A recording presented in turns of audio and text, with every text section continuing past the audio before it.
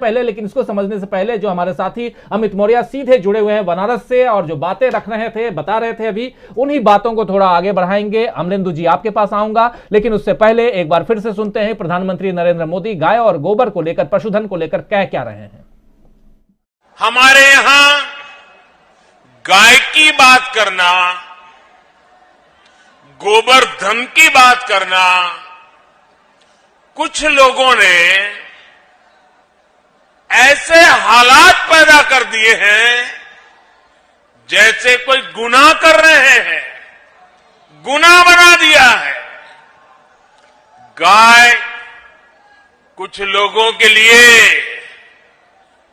गुनाह हो सकती है, हमारे लिए गाय माता है, पूजनीय है।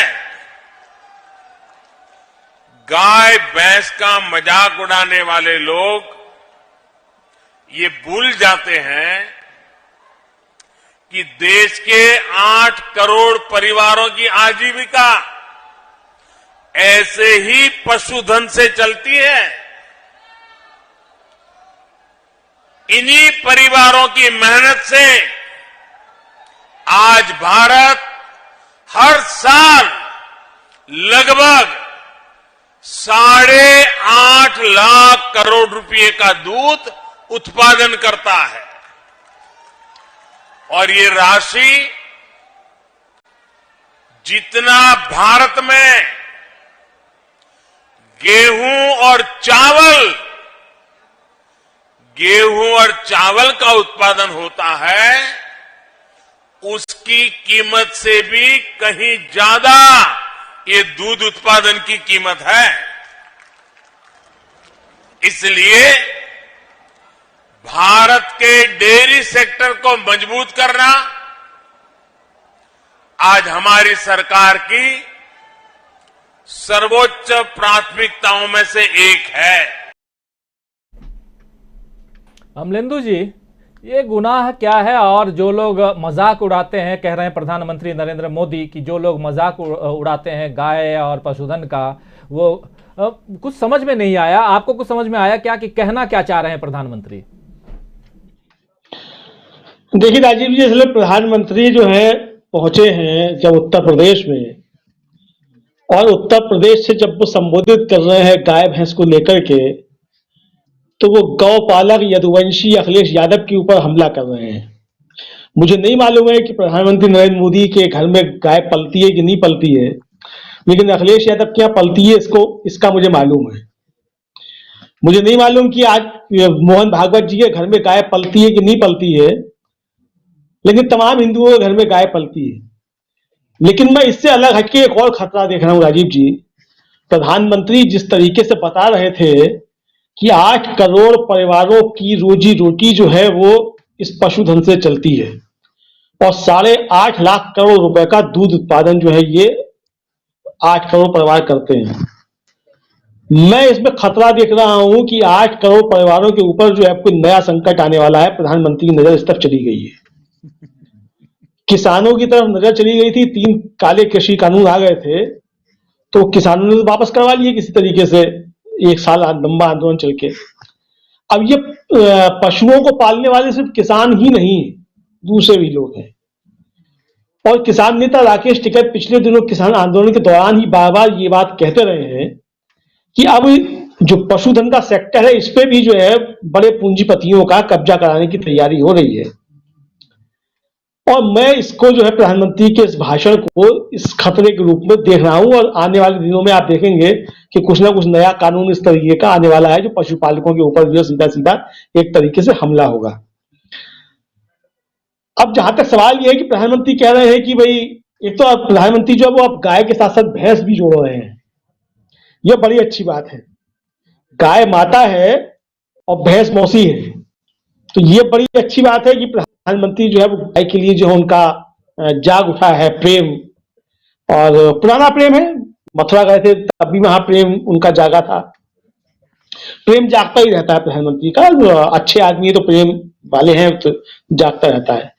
लेकिन जब से प्रधानमंत्री नरेंद्र मोदी प्रधानमंत्री बने हैं, 2 साल 4 साल 5 साल से जो है वो गाय के ऊपर जो है वो हमला कर रहे हैं। 2 साल 4 साल से जो है वो गाय के ऊपर जो है वो हमला कर रहे हैं। 2 साल 4 साल से जो है वो गाय के ऊपर जो है वो हमला कर रहे हैं। लेकिन जब से प्रधानमंत्री नरेंद्र मोदी प्रधानमंत्री बने हैं, और जिसकी तरफ इशारा कर रहे थे अमित मौर्य भी, तो बीफ उत्पादन में जो है बड़ी तेजी से बढ़ोतरी हुई है और भारत जो है वो दुनिया का सबसे बड़ा बीफ उत्पादक निर्यातक देश जो है वो बन गया है। अब अगर प्रधानमंत्री बनने के बाद और एक हिंदुत्ववादी सरकार आने के बाद जिनके लिए गाय माता है, अगर ऐसा है तो ये बीफ का निर्यात कहां से हो रहा है?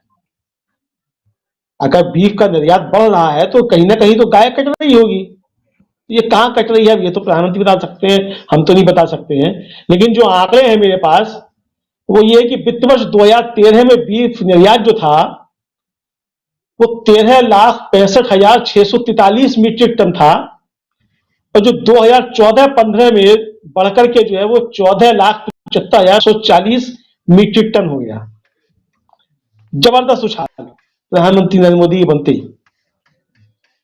और पिंक रेवोल्यूशन की बात करके 2014 में प्रधानमंत्री जो थे वो आए थे, इसी बात करके गाय का और बीफ का जो है बातें कर करके आए थे। तो बहरहाल मैं उस पर नहीं जाऊंगा। जिस तरीके से बता रहे थे अमित मौर्य की किस तरीके से अमूल की डेयरी का जो है वहां जमीन के लिए जो है वो किसानों को मुआवजा नहीं दिया गया।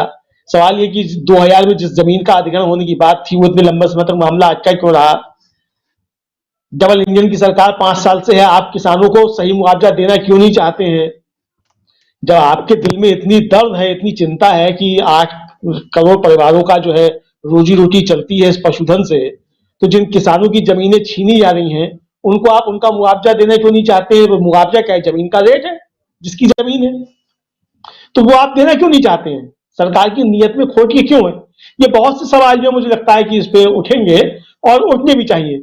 लेकिन आज जो प्रधानमंत्री वहां से जो संबोधन कर रहे थे वो सीधी जो थी एक तरीके से जिस भाषा में वो बात कर रहे थे वो गौपालक अखिलेश यादव को जो थी वो दी जा रही थी और ये बताने की कोशिश की जा रही थी कि हम जो है अगर इतना ही है तो उत्तर प्रदेश के अंदर पिछले 5 सालों में कई बड़ी खबरें इस तरीके की आ चुकी हैं कि गौशालाओं में जो बनाई गई हैं उनमें गायों की जो किस तरीके से मृत्यु हुई। मैं अभी सोशल मीडिया पे किसने शेयर किया, किसी नेता ने शेयर किया, चित्रकूट का शायद किसी का था गौशाला का, कि वहां जो है मर गई हैं कुछ गायें, इस तरीके का कुछ था।